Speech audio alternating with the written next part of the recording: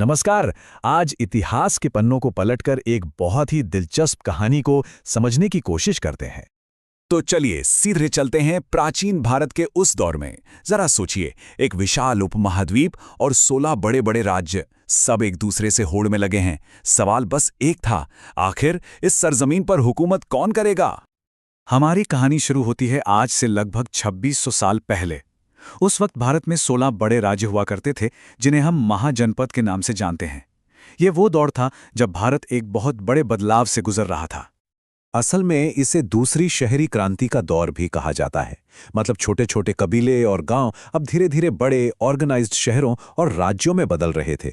राजकाज करने के नए नए तरीके सामने आ रहे थे। अब इन 16 राज्यों में से 4 ऐसे थे जो सबसे ज्यादा ताकतवर थे।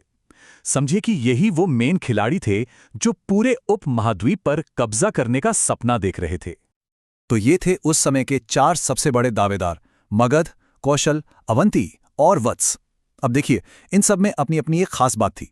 मगध के पास था लोहा और हाथियों की जबरदस्त ताकत। कौशल की जमीन इतनी उपजाऊ थी कि वो खेती से ही बहुत अमीर था। वहीं पश्चिम में अवंती का दबदबा था, और वत्स वो तो व्यापार का एक बहुत बड़ा सेंटर था। मतलब हर कोई किसी न किसी मामले में एक दूसरे से 20 था। लेकिन जो असली मुकाबला था वो था 2 सुपर पावर्स के बीच। एक तरफ पूरब में मगध और दूसरी तरफ पश्चिम में उतना ही शक्तिशाली अवंती। इन दोनों में ही पूरे भारत पर राज करने की होड़ लगी थी। पर कहानी में एक और ट्विस्ट है। उस दौर में सिर्फ राजाओं का ही शासन नहीं चलता था। एक अलग तरह की सरकार भी मौजूद थी जो इन राजतंत्रों को सीधी टक्कर दे रही थी। इन्हें कहते थे गणराज्य या गणसंघ।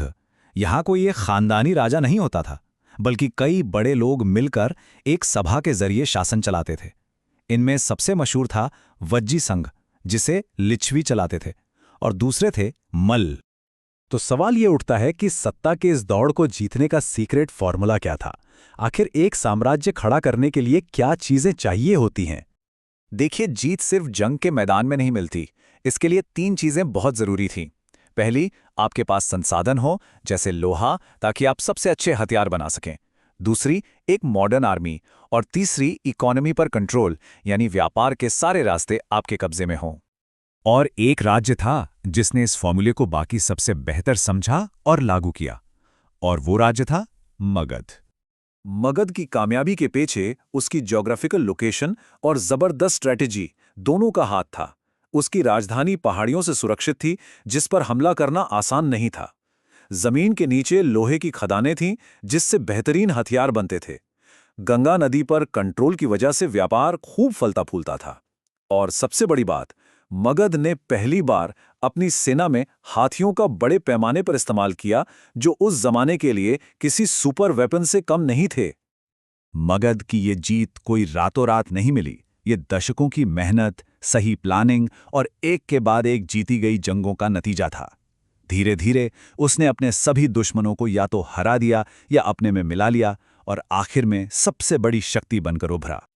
मगध की इस जीत ने सिर्फ एक जंग खत्म नहीं की, बल्कि इसने पूरे भारतीय उपमहाद्वीप के भविष्य की एक नई कहानी लिख दी। मशहूर इतिहासकार रोमिला थापर भी यही कहती हैं कि ये वही दौर था जिसने भारत के उस क्लासिकल इतिहास की नींव रखी जिसे हम आज भी पढ़ते और समझते हैं।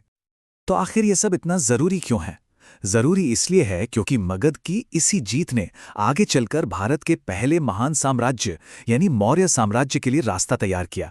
इसी दौर में बड़े बड़े शहर बने और बौद्ध और जैन धर्म जैसे नए विचारों को भी पनपने का माहौल मिला। और अब जाते जाते एक सवाल के साथ छोड़ते हैं। जरा सोचिए, अगर उस दौर में राजतंत्र की जगह गणराज्यों की जीत हुई होती तो आज भारत का इतिहास और समाज कैसा दिखता?